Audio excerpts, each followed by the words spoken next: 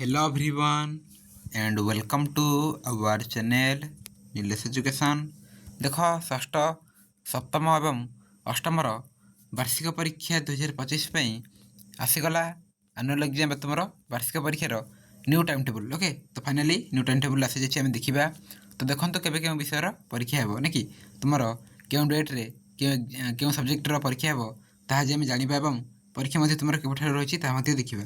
Right तो video को last जाए देख देख रही नोटिस प्रोग्राम फॉर SR2 तुम आनुअल एग्जाम ना कि वार्षिक परीक्षा। राइट तो एग्जामिनेशन 2025 क्लास 8th 7th एवं 6th। ओके देख फास्ट सिटिंग 7टा ରୁ 9ଟା, सेकंड सिटिंग रही पुणी 9:30 ରୁ 11:30। राइट तो देख ये डेट कलम रही देन ये कलम रे सिटिंग रही ना कि क्यों सिटिंग देन ये तुम 8th क्लास 8th ये 7th और ये 6th। ओके देख प्रथम रही देख तुम परीक्षा स्टार्ट हो जाए मार्च 17 तारिख। ओके मार्च 17 तारिख तो मार्च 17 तारिख जहाँकि मंडे रही फास्ट सिटिंग ML ओडिया हम 8th क्लास 8th नुह 8th 7th और 6th। ओके तीन जाकर फास्ट सिटिंग मार्च 17 ML ओडिया परीक्षा हे पुणी सेकंड सिटिंग हिस्टोरी परीक्षा हे।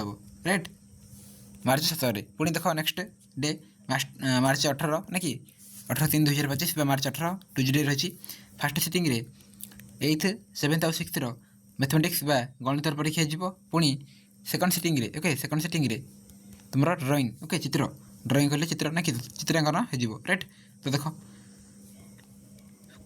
नेक्स्ट पुणी रही 19 ना कि मार्च 19 तारिख फास्ट सिटिंग परीक्षा हे साइंस। ओके विज्ञान पुणी से बुधवार दिन सेकंड सिटिंग 8th क्लास किसी ना। ओके 8th क्लास किसी ना 7th संस्कृत परीक्षा हे 6th संस्कृत परीक्षा हे।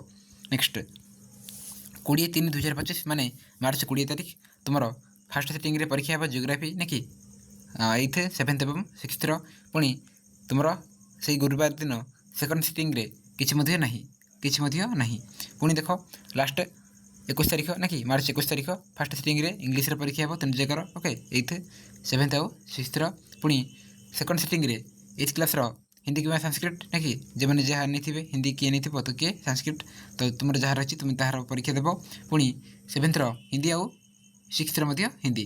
राइट तो ये रही तुम प्रोग्राम। ओके जो वार्षिक परीक्षा SR2 परीक्षार क्लास 8th 7th एवं 6th। ओके अष्टम सप्तम एवं षष्ठ तो देख ये तुम ओस्टार आसी ना कि जो भी ओस्टार माने ओस्टार एग्जाम कंडक्ट कर रही। राइट ओस्टार क्वेश्चन तो general secretary okay Ranjan Kumar Das ji की रही। ओके नोटिस को पब्लिश राइट तो तुम आसंता मार्च 17 तारिख परीक्षा रही।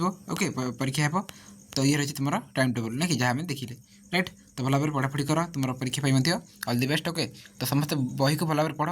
ओके देन जो बहीर प्रश्नावली रही ना से गोटे पाठ सर से सब भल भाव पढ़। राइट और तुम जो प्रश्न बही भितर ही आसो। राइट तो भल भाव पढ़ापढ़ी कर। ओके आम चैनल तुम परीक्षा आम तुम जहाँ भी ओके क्वेश्चन आंसर गुड़ डिस्कसन करा। राइट सैंपल पेपर गुड़ तो भल भाव आम प्रिपेयर हे ना कि तुम परीक्षा चलो वीडियो कंट करेंगे।